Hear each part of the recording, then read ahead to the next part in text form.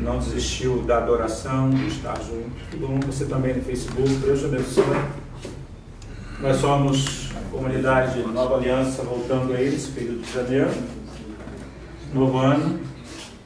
Te convidamos a estar conosco, ministrando também a palavra, participando da palavra essa noite. Que bom que estamos de volta. Temos muito a agradecer a Deus nesse novo período que Ele nos dá. Amém? Amém. Eu queria antes fazer só um convite a nós aqui, a você do Facebook. Nós teremos uma palestra, eu e o pastor Noel. O pastor Noel é mestre e doutor em outras disciplinas, professor também de seminário lá onde dou aula, psicanalista também, psicólogo eu, psicanalista ele. E nós estaremos na igreja dele, Igreja Batista Carioca, sábado agora, dia 11, a partir das 16 horas. Teremos ali um workshop de férias, com dois temas. Eu vou dar um tema e ele o outro. O tema do pastor Noel será a sociedade líquida, teologia derretida. Então vai justamente trazer esse contexto teológico e sociológico com base na realidade que estamos vivendo, né? E eu vou estar falando sobre gestão financeira familiar. 2 horas cada palestra. Estarei falando sobre as questões que compreendem a vida financeira do ponto de vista da relação com o patrão, empreendimento, do ponto de vista bíblico, do ponto de vista dízimos e ofertas. Sobretudo, um dos lemas que a gente vai falar sobre dízimos e ofertas, principalmente sobre os 90%. O que acontece? Tem-se um conceito por aí, as igrejas até gostam disso, os líderes, né? Que batem na tecla só dos 10% da oferta. Pressupõe-se que o indivíduo fica com 90% em casa e pode fazer dele o que quiser. Errado. Deus não é dono do seu dízimo, nem é dono da sua oferta. Deus é dono de 110%. Da mesma maneira que traz implicações na vida financeira em não ter liberalidade com dízimos e com oferta, também traz complicações financeiras não ter responsabilidade com os 90% que Deus nos deu para administrar. Então ninguém tem liberdade de fazer com os 90% o que quer. É de Deus, tanto a oferta trazida, tanto o dízimo, quanto os 90% que você tem em mãos para administrar para suas despesas, para a sua família, sim, para o seu bem-estar, para o seu lazer, mas tudo isso como mordomia, como princípio espiritual. Fora isso, não há prosperidade. Poderá haver até multiplicação de bens e de valores. Bens e multiplicar valores. Mas em contrapartida não conseguem prosperidade. O que é prosperidade? É prosperar, é multiplicar e conseguir usufruir daquilo em paz. Com tranquilidade, sossego para si e para os que estão à sua volta. Isso é prosperidade. Então, prosperidade não é multiplicar valores nem multiplicar bens. A gente acha que prosperou quem está ganhava um X, agora ganha 2X, andava num carro, agora ganha um carro, anda num carro melhor, morava numa casa simples, agora mora num triplex, mais uma casa de praia e prosperou. Esse não é o princípio bíblico e espiritual de prosperidade. Está para além disso. Traficante também prospera, agiota também prospera, 7-1 também prospera. Tem muita gente adquirindo tudo isso, mas não põe a serviço de Deus, do outro e nem de si mesmo, nem da sua família. A prosperidade envolve sim o quantitativo, mas sustentável, com qualidade. Falaremos um pouco mais disso aí, sábado então, dia 11. Eu ia até lá, mas depois desse resumo eu já... Pois é, então é só pagar a inscrição que você pagaria. Paga para alguém. Mas onde fica essa igreja, Rev? Fica na rua... Bairro. Dá referência direta ali. O bairro. Fica no centro de Itaboraí ali. Deixa eu dar uma referência. Na Rua do Sinal, na Rua do Carla Shopping. Na Rua do Sinal, que é o sinal principal ali de Itaboraí. Não dá para descer porque é contramão, né? Ali no Rei de Economia? Isso. Depois do Rei de Economia, segunda direita. Ah, tá ótimo. Mas tem que entrar logo ao lado do Rei de Economia e pegar a esquerda porque é contramão. Exatamente.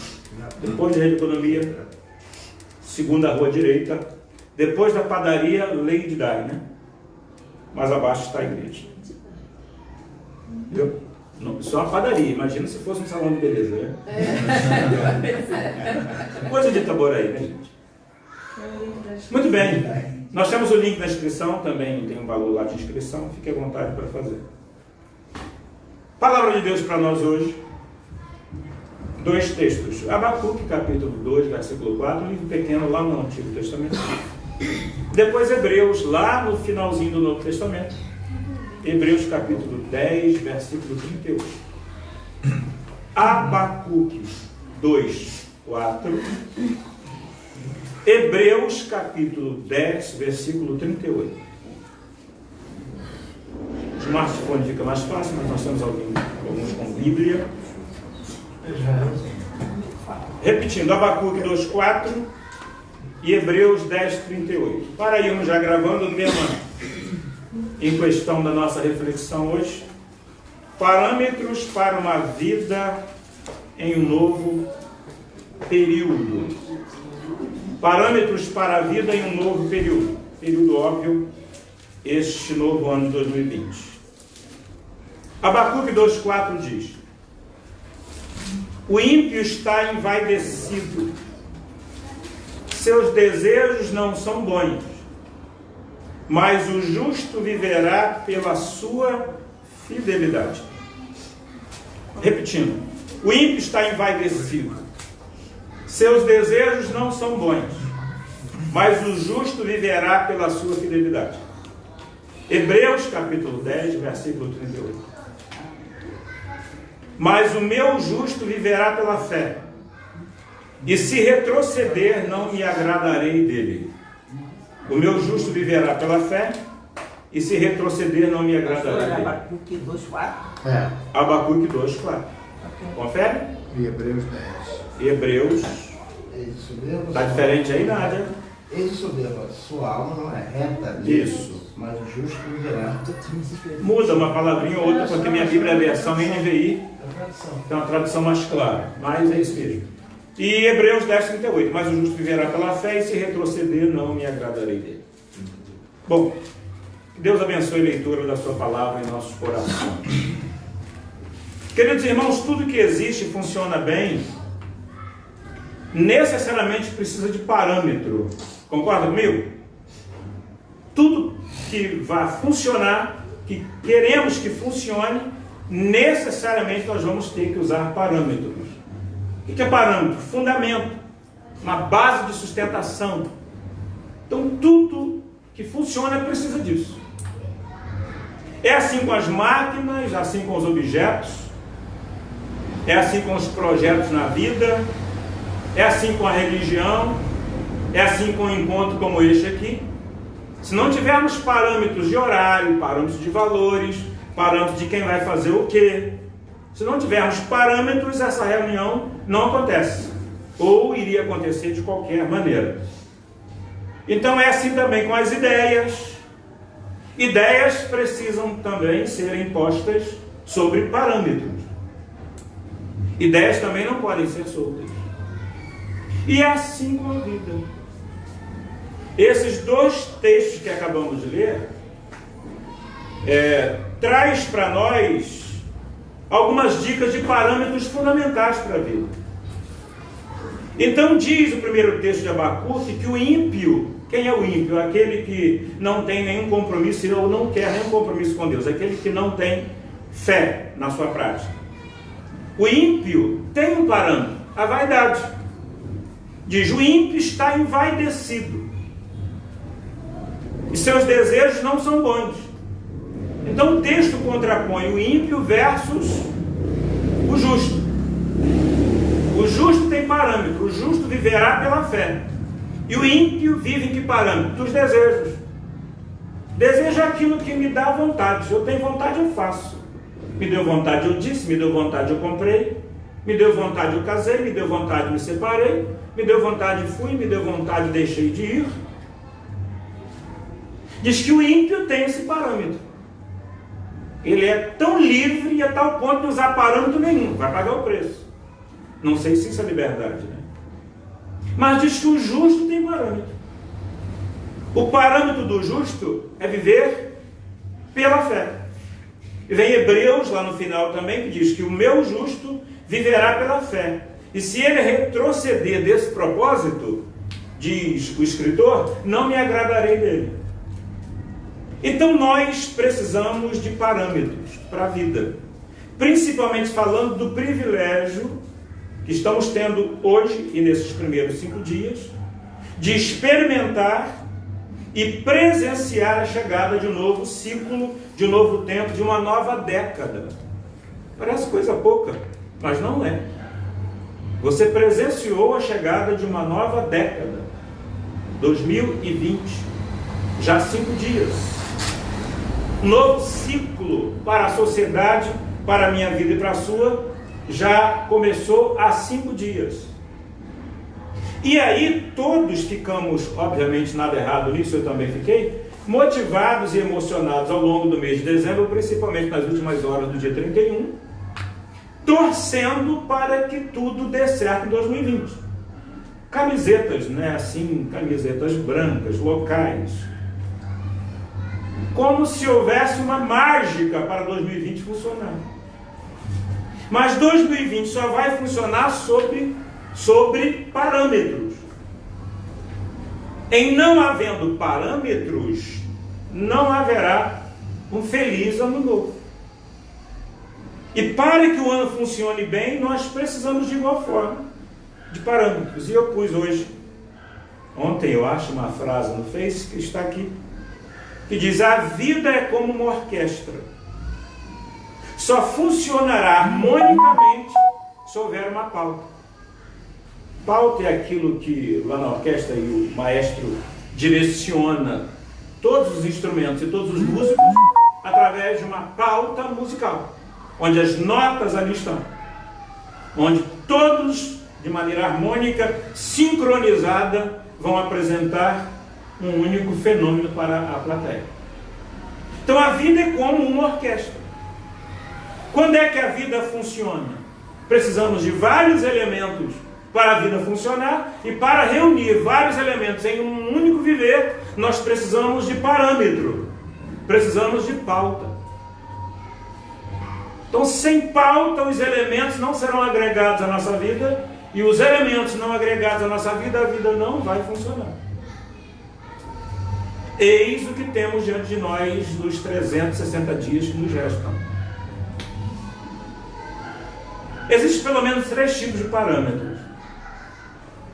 Existem os parâmetros particulares, pessoais, que cada um de nós, obviamente, usa, não tem a ver com a vida do outro. Estilo de vida, de relógio, de roupa, onde mora, como mora, estilos e parâmetros pessoais, onde particularmente eu e você respaldamos o nosso viver. Isso diz respeito a mim, minha família, e não diz respeito a terceiro, e nem a minha fé. Cada um de nós tem direito. Existe o parâmetro nenhum, que também é parâmetro. Parece paradoxal, mas não é. Parâmetro nenhum também é parâmetro. Mas parâmetro para quê, Dalci? Parâmetro para o fracasso. O fracasso também tem parâmetro. Sucesso tem parâmetro e fracasso também. Quais são os parâmetros do sucesso? Bons parâmetros eleitos, escolhidos e priorizados para a vida funcionar. Consequentemente, sucesso no final. E quem teve uma derrocada na vida em todos os segmentos? Financeiro, sociológico, espiritual, usou o parâmetro. Que parâmetro? Nenhum. Foi o primeiro que apareceu. Que quando eu não elejo os meus parâmetros, qualquer um que se me apresenta serve. Que der, desculpe, na telha eu vou usar. Vou respaldar a minha vida em alguma coisa. Mesmo que seja de maneira involuntária. Então existem os parâmetros particulares, existem os parâmetros nenhum. Eu não sei, talvez eu esteja enganado, mas acho que a maioria usa ele. Talvez eu me inclua nela. Existe o parâmetro comum a todos. Parâmetro comum a todos é onde nós embasaremos a nossa vida, e isso sim tem a ver com o outro, tem a ver comigo, tem a ver com a minha fé, tem a ver com Deus e tem a ver com a vida dar certo. Nisso eu não tenho escolha. Existem algumas coisas, por exemplo, trabalhar. Trabalhar não é um parâmetro particular, concorda? Onde eu vou trabalhar é particular. Estudar é um parâmetro comum ou particular? Não, parâmetro comum. Diz respeito a todos nós. Ninguém tem opção Estudar ou não? Ah, não quer estudar? Vai pagar o preço, um parâmetro seu. Mas o parâmetro básico comum para a vida dar certo é estudar, trabalhar, formar-se, instruir-se. São parâmetros comuns. Bem como a fé.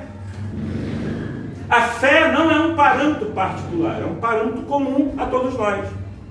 Agora, onde eu vou depositar minha fé é um parâmetro particular.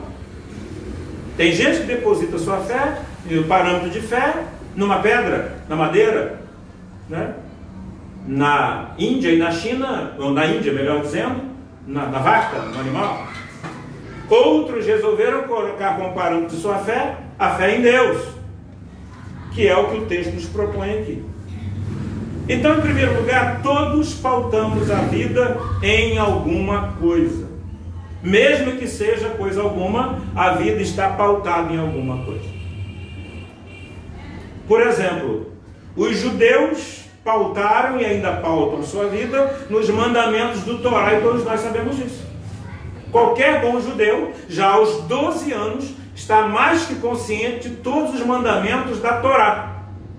Ele não aprende isso na vida adulta. Ele aprende isso em casa, não nas sinagogas, mas em casa. E aos 12 anos, qualquer judeuzinho já está pronto e com as regras do Torá na ponta da língua.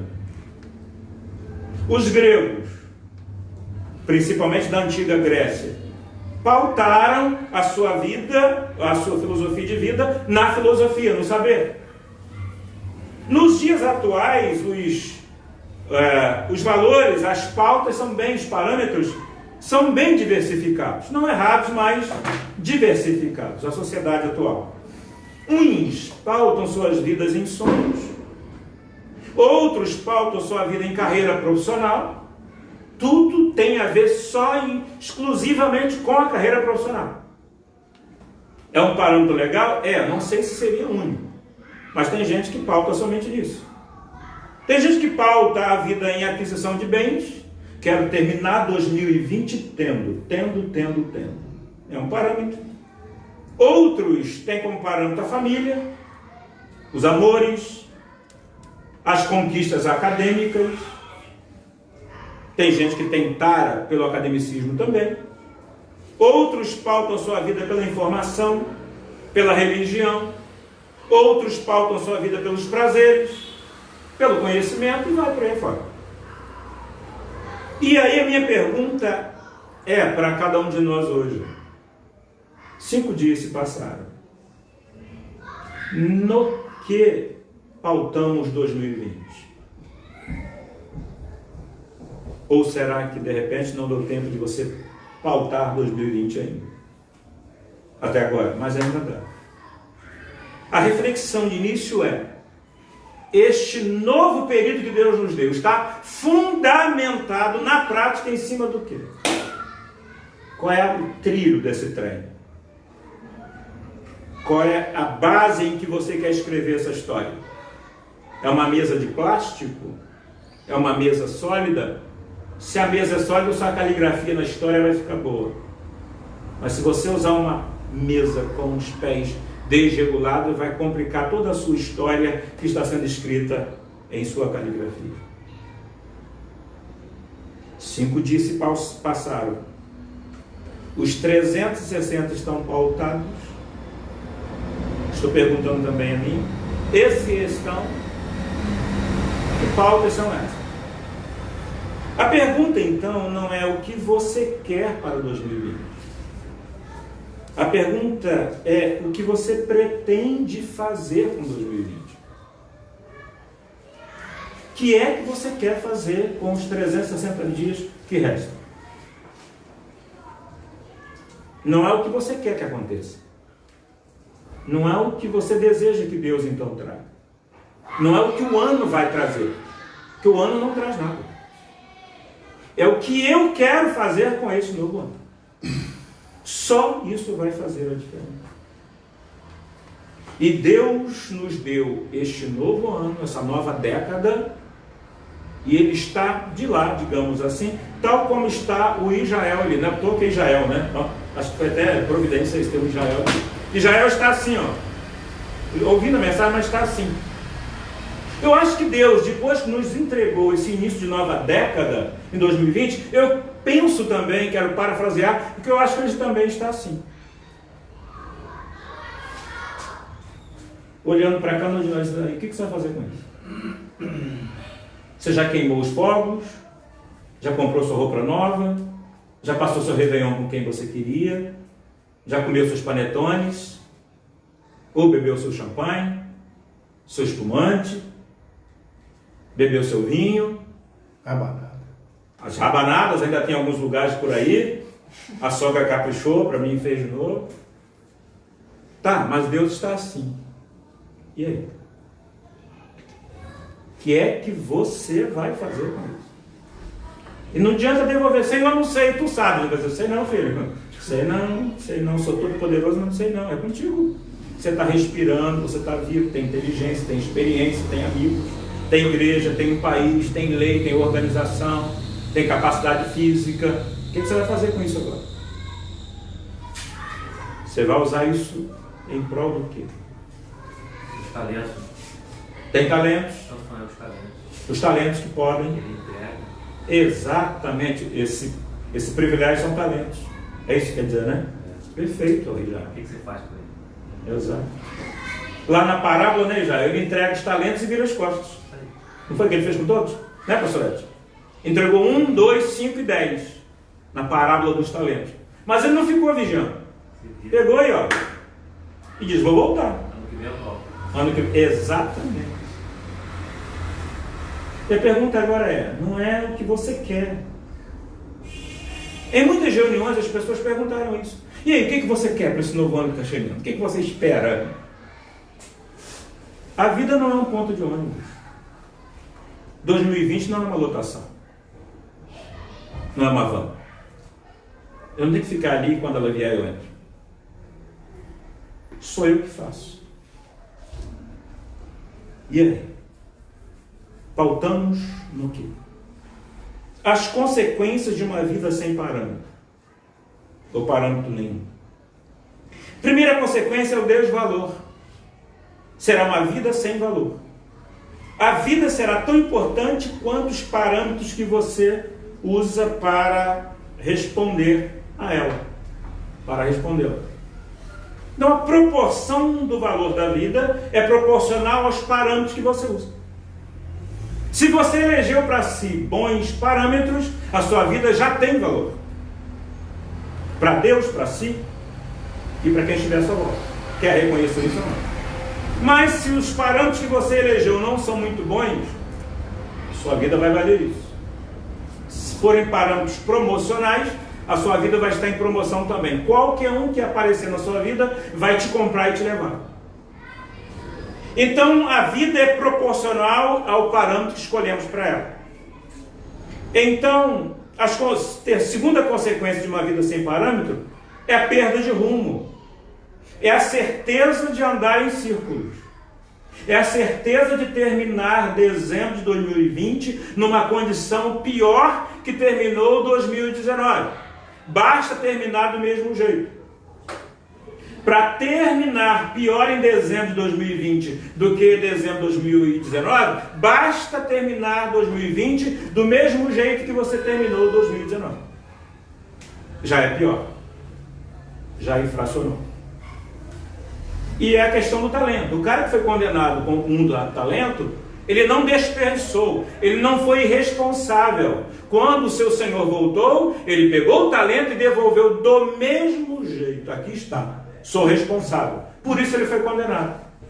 Porque o senhor disse, olha, você poderia ao menos ter colocado esse talento, que era um valor significativo hoje, a juros, que pelo menos não perderia o valor da moeda. Então Deus não vai aceitar a mesma coisa que te deu. Se ele te deu um talento, um relacionamento, uma condição intelectual, sociológica, uma condição espiritual, uma família, ele não vai aceitar isso do mesmo jeito. Porque ele não nos vê como responsáveis. Ele nos vê como administradores daquilo que é dele. E quem é administrador e coloca um bem nas mãos de alguém que vai ser quem é proprietário e coloca o seu bem na mão de um administrador, ele vai querer o lucro daquilo. E é o que acontece com a vida. É o que acontece no período de cada 24 horas, 7 dias na semana e, consequentemente, essa nova década que aí está. Perda de rumo, então, é a certeza de andar em círculos. Terceira consequência é o desperdício do maior patrimônio da vida, que é o tempo. Então, o maior pecado da vida é jogar fora o maior dos patrimônios que Deus nos deu e não tem volta, que é o fator tempo, e não dá tempo para poder falar do tempo e da preciosidade dele aqui, mas você é inteligente, você sabe o valor que o tempo tem. E a vida está fracionada, sabemos disso, em segundos, minutos, horas, dias e meses. Então, para viver bem, basta sermos bons mordomos do tempo. Quem não perde tempo, não perde a vida. Tempo não é dinheiro. Tempo é um patrimônio muito superior ao dinheiro. Tempo não é dinheiro, está para além do dinheiro. Tudo que um grande empresário no leito de hospital, depois de saber de um câncer que tem alguns meses de vida, tudo que ele quer? Tempo. Ele não vai querer as praias de Cancún. Ele vai querer tempo. E a gente só valoriza o tempo quando a gente percebe que não tem mais. Terceiro lugar, os textos que lemos somos estimulados a estabelecer a fé como parâmetro para a vida. Olha, eu não quero ressaltar aqui a fé como parâmetro para a religião. A fé não como parâmetro para a minha relação com Deus. Estou falando da fé como parâmetro para o cotidiano, para a vida. Existe a fé, ou melhor, em geral, a fé está muito correlacionada, ou somente relacionada à religião ou às necessidades de milagres e aos encontros. Então, quando precisamos de milagre, precisamos de fé. Quando eu vou orar, preciso de fé. Quando vou ler a Bíblia, preciso de fé. Quando vou a uma reunião cristã, preciso de fé. Quando estou em perigo, preciso de... Não é esse tipo de fé que eu estou falando. Isso é fé de desesperado. Estou falando de uma fé circunstancial. Uma fé prática e não uma fé religiosa. Quero dar atenção a essa fé existencial. É dizer, a minha vida, os elementos, todos dela, estarão fundamentados numa estrutura. Que estrutura é essa? Fé. Então, se eu abrir mão da fé, eu abri mão da vida. Porque o fundamento da minha vida será, então, fé. Eu não quero uma vida com fé. Eu não quero acrescentar fé à minha existência. Não é isso. Eu quero pegar a minha existência e fundamentá-la, estruturá-la em cima da fé. O dia em que eu perder a fé, eu não vou perder muito. Eu vou perder tudo. É isso que os dois textos estão dizendo. Que o justo viverá pela fé. Isso não tem nada a ver com ter fé. Não tem nada a ver com ser cristão ou ser crente. É dizer, não existe outro fundamento na base de vida desse justo, a não ser uma única pedra, um único concreto, um único fundamento. Fé. Que isso tem a ver com perigo. Que isso tem a ver com necessidade de milagres. Que isso tem a ver na hora de uma cirurgia. Que isso tem a ver na hora do desemprego. Nada. Absolutamente nada. Mas muito daquilo que nós chamamos de fé, que não é, só é evidenciada, então, quando a desgraça bate a nossa porta. Isso pode até ser uma vida com fé. Então, existe a vida e existe a fé aqui em paralelo. Quando a vida complica, corre para onde? Para a fé. Mas aí a vida melhorou, o que acontece? A vida melhorou, o milagre aconteceu, o casamento ficou bom, o dinheiro apareceu, o emprego também. O que acontece? A vida é um paralelo, ou melhor, a fé é um paralelo da vida, não é o fundamento da vida. Sempre vou recorrer a ela quando a coisa pegar. Quando a coisa não pegar, eu vou levando a minha vida e vida leva eu. Mas o que o texto nos propõe é fundamentar a vida na fé. Então não preciso cuidar mais da minha vida. Preciso? Não. Não preciso mais pedir a Deus que quebre o galho aqui ou ali. Não tem mais ansiedade. Não tem mais grandes preocupações com os próximos 10 anos nessa década aí. Porque eu vou cuidar do fundamento dela. Quem cuida do fundamento não precisa se preocupar com o prédio. O problema é que a gente não cuida do fundamento e quer ter um prédio bonito o tempo todo. Aí a gente fica nessa. Corre para lá, corre para cá, desespero para passar num concurso, desespero para estudar, desespero para cuidar de filho, desespero para trabalhar, desespero aqui, desespero ali, porque a gente cuida do prédio, a gente lida com o prédio. Então por que as pessoas veem? É o prédio. E a gente tenta cuidar do prédio, enquanto deveríamos então estar cuidando, pautando a nossa vida em fé. Essa talvez seja a maior necessidade desses dias em que vivemos. Uma vez que a sociedade encontra-se mergulhada no mais profundo extremo. A sociedade encontra-se em dois extremos. De um lado, o vazio de significado ante a vida. A sociedade, em geral, vive um tremendo vazio de significado e busca preencher isso em tecnologias, encontros, shoppings e assim por diante. Por outro lado, a sociedade, um outro grande número, vive um tremendo cinismo existencial. Até alguns crentes. O que é o cinismo existencial? A gente fica meio cínico com a vida. A gente passa a não acreditar muito mais na vida. E para não acreditar muito na vida, a gente precisa de elementos para que a vida tenha sentido. A gente começa a eleger coisas para que se transformem em verdade na nossa vida. Aí a gente chama do relacionamento, que é a minha vida, meu filho, a minha família, a minha vida, meu carro, a minha vida, até a Dilma, depois da Dilma, na minha casa, a minha vida, muita coisa a gente elegeu como nossa vida. Isso é uma maneira cínica de lidar com a vida, porque olhar para ela nua e crua, existencialmente, não dá. Então a gente precisa de recheio, a gente precisa de preenchimento para que a gente encontre alguma espécie de sentido. A sociedade vive assim.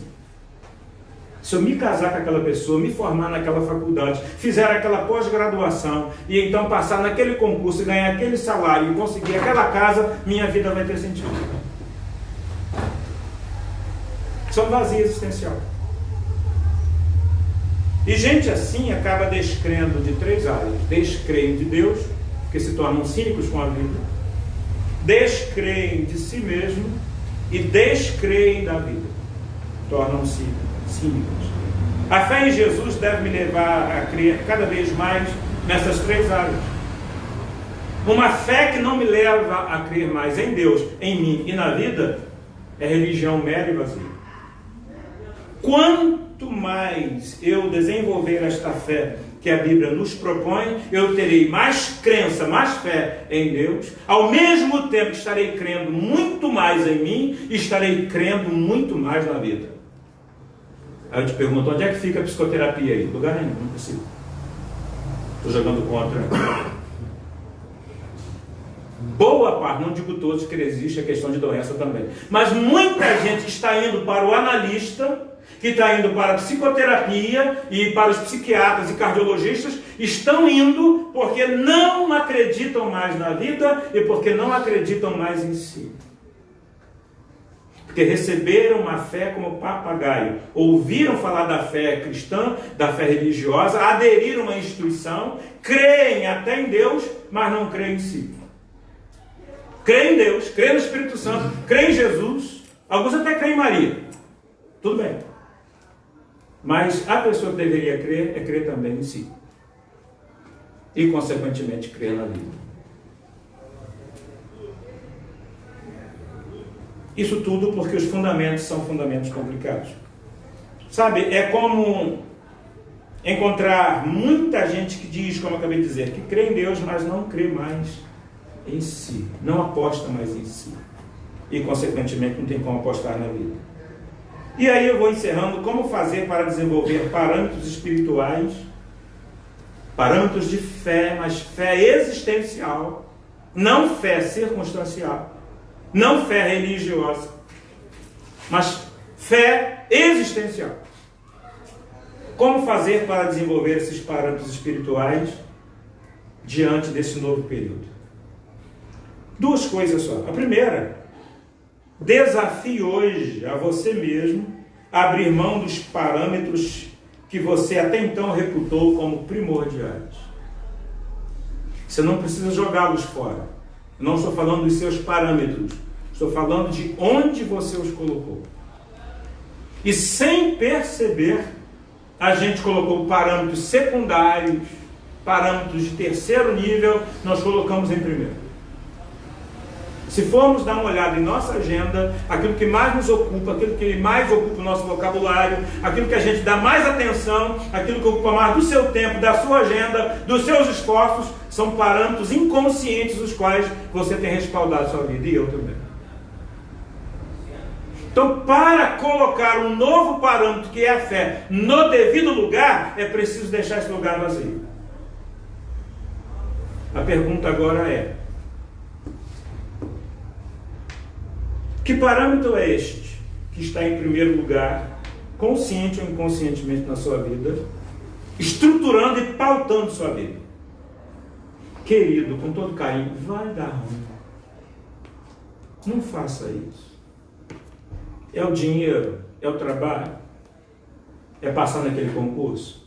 É um relacionamento que acabou de chegar na sua vida? É a religião? Vai dar ruim. Esse parâmetro tem que ser, esse lugar, o lugar da fé. Então, retire primeiro, desafie você a encontrar e a retirar daí aquilo que está reputado como prioridade e que prioridade não é. Ainda que seja importante, mas está reputado como fundamental. E Deus está preocupado com o sucesso na sua vida. Vai dar ruim. Ah, minha mãezinha, meu paizinho, meu filhinho que acabou de chegar, minha esposa que agora engravidou, agora minha vida vai ter sentido. Não faça isso. Coloque alguma coisa, tire essa coisa de melhor e coloque a fé como um único parâmetro para a sua existência. Segundo lugar, e último, comece pelo nível de fé em que você se encontra. De repente você está pensando assim: puxa, para eleger a fé como parâmetro da minha vida, eu preciso ter uma fé desse tamanho. Não. Depois que o local estiver vazio, comece com o nível de fé que você tem. Nem que seja o nível da incredulidade. Sério. Sério. Incredulidade não é um nível também, pastor? Ajuda a minha incredulidade. Ajuda na minha incredulidade orar os discípulos pedindo a Jesus. Se o seu nível de fé é a incredulidade, você pergunta: serve? Não, se serve, começa com ele. O lugar já está vazio? Beleza. Pega a sua incredulidade agora e diz: Deus, se você existe, não creio muito em você não. Mas, como eu vi esse cara falando, eu vou testar se esse negócio é verdade. Não tem mais nenhum outro fundamento em minha vida, o local está vazio, eu vou pegar o nível que eu tenho hoje, que é incredulidade, e vou colocar dentro desse negócio, ver o que o senhor faz depois. Começou com a fé. Faz sentido ou não faz? Faz. Você já está confessando para si que você não crê. E na maneira que você começa a confessar, já está tendo um relacionamento consigo. Então comece com o nível de fé que você tem. É pouquinho? É pequeno? Não leu a Bíblia toda? Não sabe orar direito? Qual o problema? Comece com o nível de fé que você tem. Pega esse nível de: Senhor, meu alicerce é tão ínfimo, tão pequeno, mas é o Senhor quem vai fazer prosperar isso, porque eu quero segmentar, fundamentar a minha vida nisso. Na crença, na fé. Olha, desse jeito. Sabe o que vai acontecer? Isso vai germinar. Isso vai florescer. Isso vai crescer. Isso vai frutificar. E daqui a alguns anos você vai começar a colher isso. E as pessoas à sua volta passarão a ter sombra e frutos. E as aves terão onde fazer seus ninhos. E sabe o que as aves fazem? Qualquer professor de biologia sabe disso, né?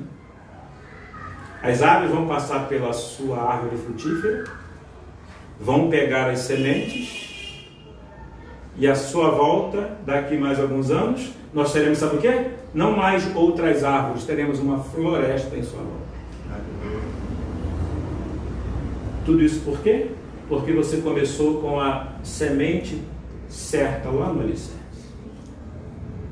Eis a realidade espiritual para 2020. Eu vou reler o texto e finalizar com uma frase. O ímpio está envaidecido. Seus desejos não são bons. Mas em contrapartida, o justo viverá pela sua fé. Hebreus. Mas o meu justo viverá pela fé. Se ele retroceder, não me agradarei dele. E a frase que eu quero encerrar aqui, que tem a ver com esse último tópico que a gente falou, começa pelo Nilo que você tem. É uma frase de Martin Luther King, que disse: suba o primeiro degrau com fé. Não é necessário que você veja toda a escada, apenas dê o primeiro passo.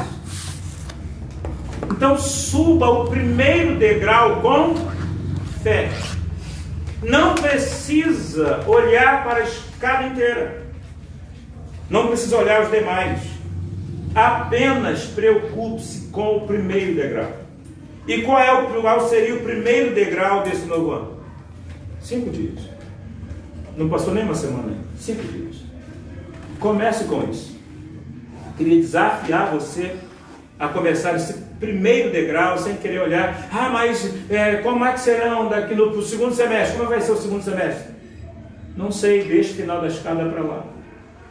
Escolha hoje o que você vai fazer no primeiro degrau dessa escada.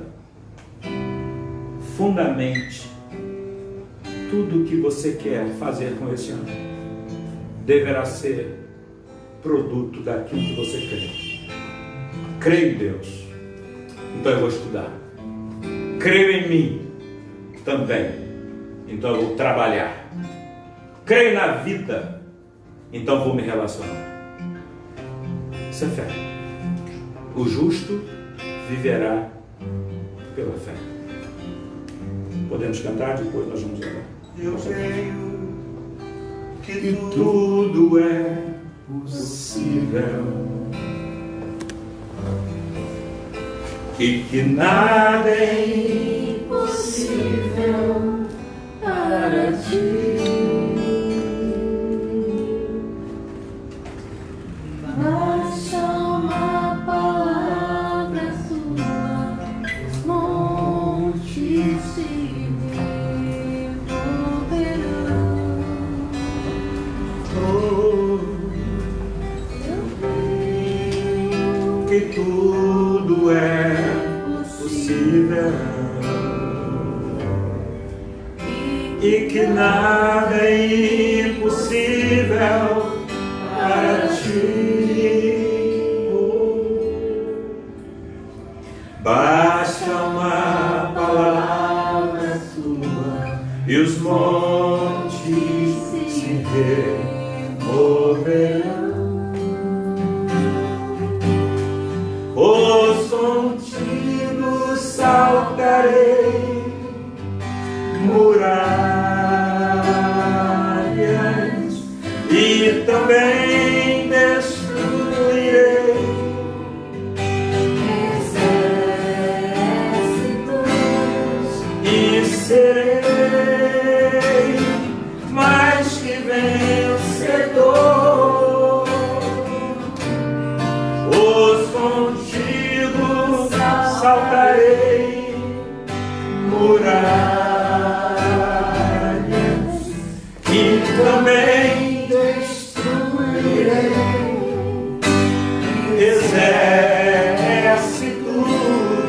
e serei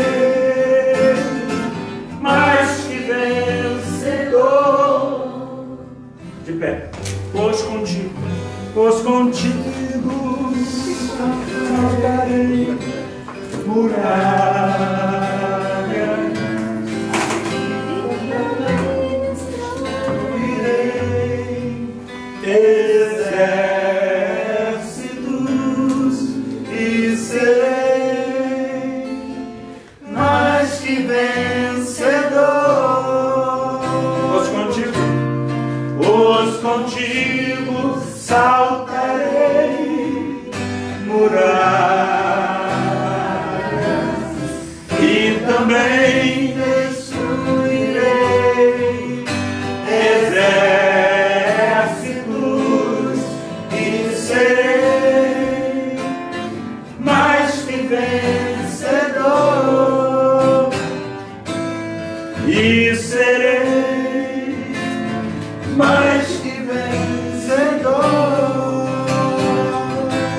e serei mais que vencedor. Queridos,